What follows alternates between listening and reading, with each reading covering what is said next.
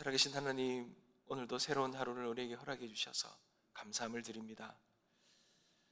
이른 새벽에 피곤한 몸을 이끌고 가장 먼저 주님의 기도의 자리에 나온 우리 성도님들을 주님 축복하여 주시옵소서.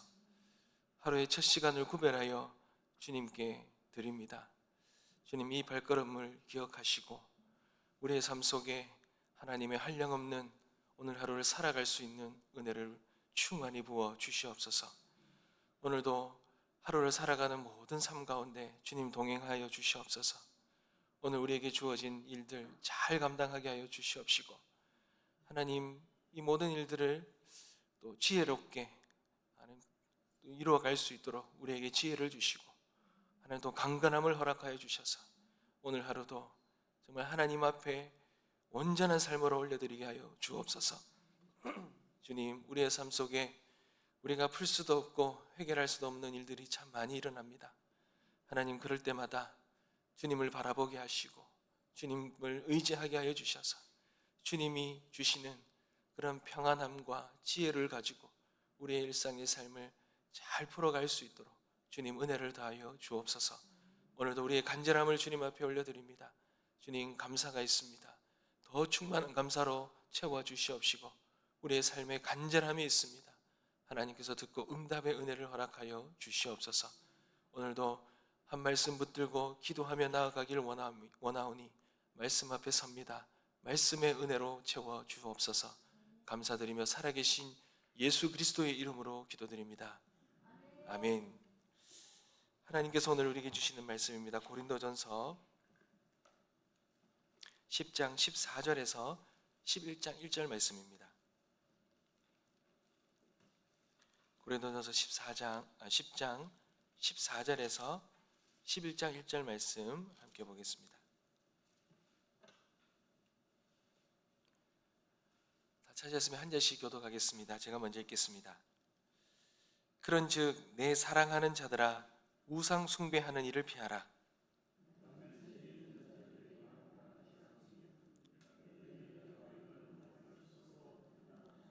우리가 축복하는 바 축복의 자는 그리스도의 피에 참여함이 아니며 우리가 떼는 떡은 그리스도의 몸에 참여함이 아니냐.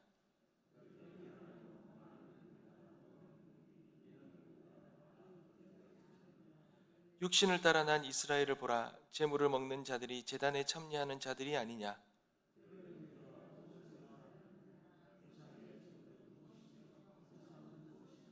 무릇 이방인이 제사하는 것은 귀신에게 하는 것이요 하나님께 제사하는 것이 아니니 나는 너희가 귀신과 교제하는 자가 되기를 원하지 아니하노라.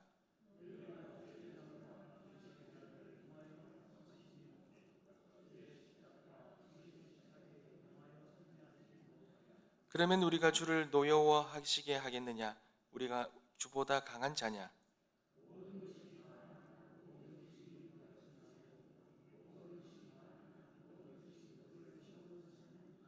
누구든지 자기의 유익을 구하지 말고 남의 유익을 구하라.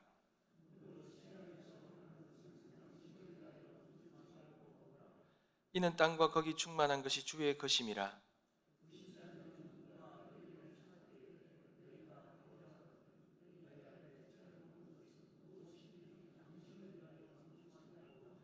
누가 너희에게 이것이 제물이라 말하거든 알게 한 자와 그 양심을 위하여 먹지 말라.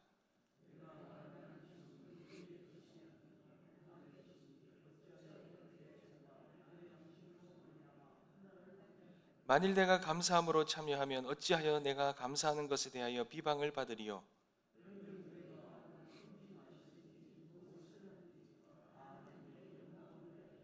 유대인에게나 헬라인에게나 하나님의 교회나 거치는 자가 되지 말고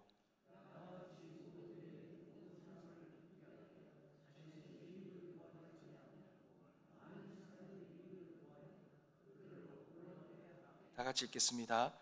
내가 그리스도를 본받는 자가 된 것 같이 너희는 나를 본받는 자가 되라. 아멘. 여러분, 오늘 우리가 읽은 본문은 고린도 교회 안에 이 우상에게 바친 고기를 먹는 문제를 다루고 있습니다.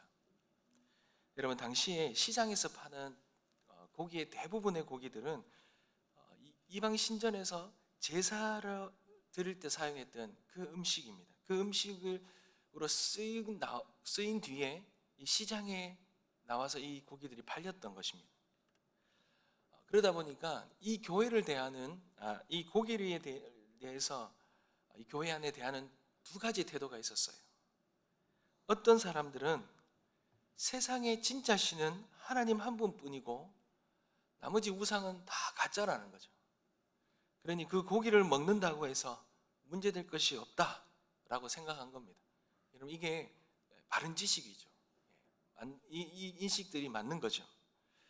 그래서 이들에게는 이런 지식이 있었어요. 이런 알미 있었습니다. 그래서 어떤 음식이든 먹을 수 있는 자유가 있다 해서 그 고기를 이렇게 꺼리낌 없이 그렇게 먹었던 것입니다. 근데 또 교회 안에는 또 다른 태도가 하나 있습니다. 여러분, 아직 믿음이 연약한 사람들이 있었어요. 이 개종을 하거나 아니면은 정통적인 그런 유대인들의 그 의식을 가진 사람들은 그들이 믿음이 강한 사람들이 또 신앙생활을 오래 했던 사람들이 우상의 신전 근처에서나 이 불신자 집에서 껄낌없이 고기를 먹는 모습을 보면서 그들이 큰 혼란에 빠지는 거예요. 상처를 받는 것입니다. 여러분, 쉽게 예를 들어 본다면 우리나라의 대표적인 게 이게 술과 담배 문제입니다. 여러분, 성경에 술 취하지 말라 그랬죠. 근데 이제 담배에 대한 담배는요, 또 성경에는 언급이 안 돼 있습니다. 그래서 외국에 이제 사람들이 나가 보면 외국의 기독교인들은 술을 먹고 담배를 피기도 합니다. 그러다 보니 이게 이 기독교에서 말하는 진리가 아니구나라는 것을 깨달으면서 왜 유독 한국에서만 이 구원의 문제도 아닌데 왜 이걸 금하냐? 그래서 자유함을 주장하는 사람이 있습니다. 실제로 맞는 부분도 있죠. 근데 우리 한국 교회는 과거부터 초대 기독교가 들어올 때부터 이 주님이 거하시는 성전된 우리 몸을 거룩하게 보호한다라는 그런 의미로 이 술과 담배를 오랫동안 금해왔습니다. 그리고 국채보상, 이 일제시대 때 우리나라의 이 빚을 갚는다고 해서 기독교인들이 나서서 이 술을 끊고 담배를 끊으면서 이 돈을 모아서 그렇게 나라의 빚을 갚는 일들 가운데 그런 일들을 했어요. 그리고 선교사님들이 들어와서 보니까 이 한국에 있는 사람들이, 특히 남자들이 일은 하진 않고 계집질을 하고 이런 술을 먹고 이런 여러 가지 도박을 하고 이러면서 가정이 엉망인 거예요. 그러다 보니 기독교인들에게 그것을 금했던 것입니다. 근데 그것이 이제 오랫동안 하나의 문화가 되고 우리의 신앙의 삶의 모습이 되어버렸어요. 세상에서 한국 기독교인들은 술과 담배를 하지 않는다라는 인식이 강하게 형성되어 있어요. 그래서 우리는 그것을 이제 지키는 거죠. 그러다 보니 행여나 이것을 자유하게 생각해서 이것을 서슴없이 하다가 이런 모습을 보고 사람들이, 믿음이 연약한 사람이든지 사람들이 큰 상처를 받거나 혼란스럽고 상처를 받을 수 있다는 것입니다. 여러분, 이러한 갈등 앞에서 이러한 문제들이 여러 가지가 있겠죠. 그때에 사도 바울이 신앙생활에 우리가 이 신앙에서 여러 가지 문제를 선택하고 바라보는 데 아주 중요한 기준을 하나 말하고 있는 거예요. 오늘 그 기준이 우리가 오늘 받아들여야 될 핵심 메시지라는 겁니다. 결론을 먼저 말씀드린다면 여러분, 그리스도인들에게는 자유가 있습니다. 이 자유를 내가 바로 인식하고 그 자유롭게 행할 수 있는 그런 신앙의 자유함이 있다는 거죠. 그러나 이런 자유함을 할 수 있다고 해서 그것이 다 유익하고 다 좋은 게 아니라는 거예요. 특별히 내 이익을 위해서가 아니라, 이 자유함은 내 이익을 위해서가 아니라 두 가지의 기준이 필요하다는 거예요.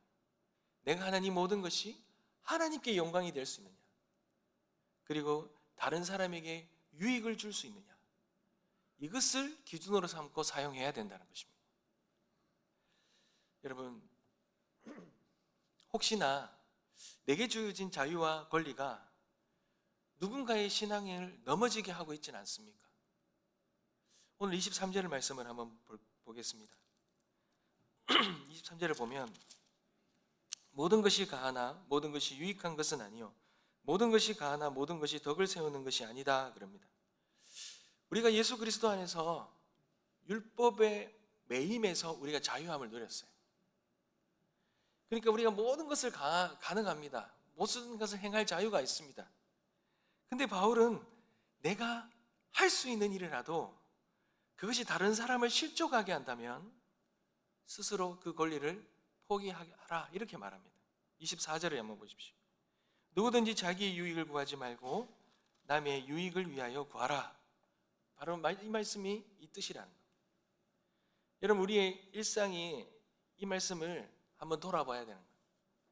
내가 생각하는 것, 내가 무심코 내뱉는 것, 내가 정당하다고 주장하는 이 모든 권리들이 혹시 내 주변의 가족이나 동료나 교회 안의 연약한 성도들에게 상처를 주고 있지는 않는가?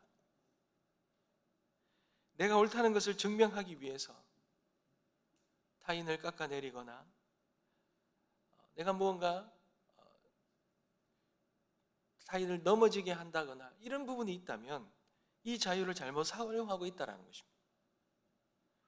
여러분 참된 신앙은 내가 할 수 있다라고 모든 것을 다 하는 것이 아니라 다른 사람을 살리기 위해 내가 할 수 있는 일도 기꺼이 절제할 수 있는 그러한 절제한 삶이 있다라는 것입니다. 여러분 그렇다면 우리의 일상의 삶에서 우리 일상의 삶이 하나님의 영광을 드러내고 있습니까? 여러분 31절을 한번 볼까요? 우리가 너무 잘 아는 말씀이죠. 그런즉 너희가 먹든지 마시든지 무엇을 하든지 다 하나님의 영광을 위하여 하라 이렇게 말합니다. 여러분 이 말은 바울이 교회에서 예배를 드리거나 기도를 할 때만 하나님의 영광을 구하라 이런 말이 아닙니다. 먹든지 마시든지 먹고 마시는 것은 어떻습니까? 우리 일상의 평범한 삶이잖아요. 우리 일상에서 평범하고 사소한 일조차도 하나님의 영광이 우리의 삶의 기준이 되어야 된다라는 것입니다. 내가 하는 말과 행동과 이 모든 것이 하나님께 영광을 드러내고 있는가 아니면 영광을 가리는가 이것을 기준으로 삼아야 된다는 겁니다. 여러분 우리는 신앙생활을 종교적인 행위를 통하여 그것을 의로 평가할 때가 많아요.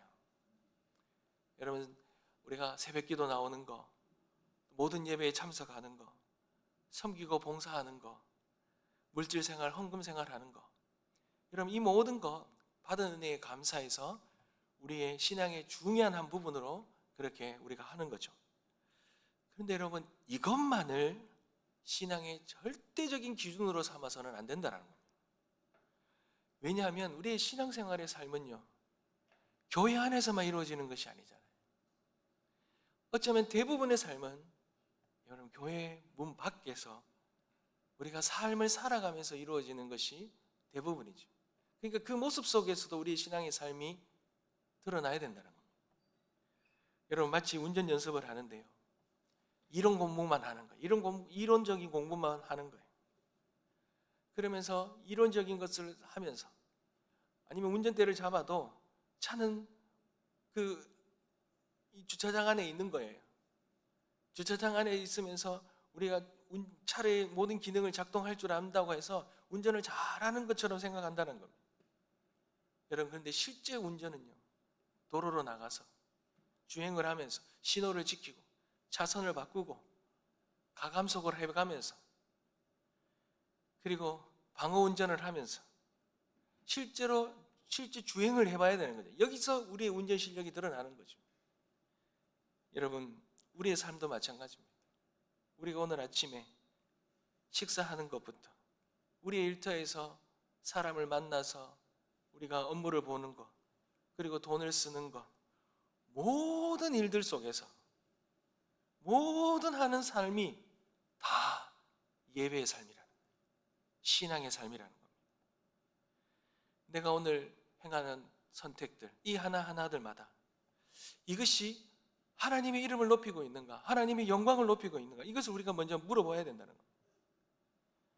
내 이익을 조금 손해보더라도 정직을 선택하고 세상의 방식이 아니라 하나님의 방식을 다룰 때 우리의 평범한 일상이 하나님이 기뻐하시는 거룩한 예배가 될 줄 믿습니다. 그러한 우리의 믿음의 삶을 살아가게 되실 간절히 소망합니다. 여러분, 마지막으로 보면, 여러분, 그렇다면 우리의 삶이 주변의 사람들에게 나를 본받으라 라고 할 만큼 우리가 예수를 따라가고 있느냐? 11장 1절 한번 보십시오. 내가 그리스도를 본받는 자가 된 것 같이 너희는 나를 본받는 자가 되라. 여러분, 지금 사도 바울은요, 자신의 삶이 완벽해서 교만해서 내 삶을 따라와라 이렇게 말하는 것이 아닙니다. 사도 바울은 이 책임감이 있어요. 영혼들에 대한 책임감, 영적인 책임감이 있습니다. 그래서 자신이 어떤 누릴 수 있는 자유와 권리가 있지만 이 모든 것을 철저히 주를 위해, 이 영혼을 위해서 내려놓는 이 삶을 치열하게 살아가면서 이 삶을 성도들에게도 살아가라고, 우리가 살아가야 한다는 이런 권면의 태도라는 것입니다. 사랑하는 성도 여러분, 우리의 삶의 평가지는요, 채점표는요, 대부분 다 내가 작성해요.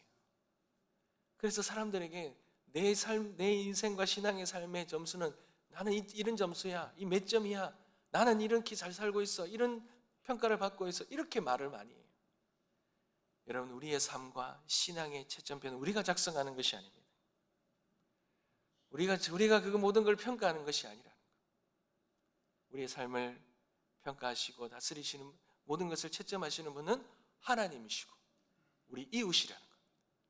그러니 내가 살아가는 삶 또한도 나를 채점하시고 나를 평가하시는 하나님께 영광 올려드리고 우리 이웃에게 이웃을 섬기는 그런 삶이 우리의 신앙의 삶의 기준이 되어지시길 주님의 이름으로 축복합니다. 사랑하는 성도 여러분, 오늘 이 새벽에 이 한 말씀, 이 한 메시지만 우리가 기억하고 기도했으면 좋겠습니다.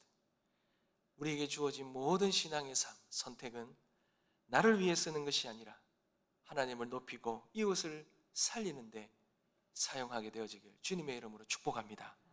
기도하겠습니다.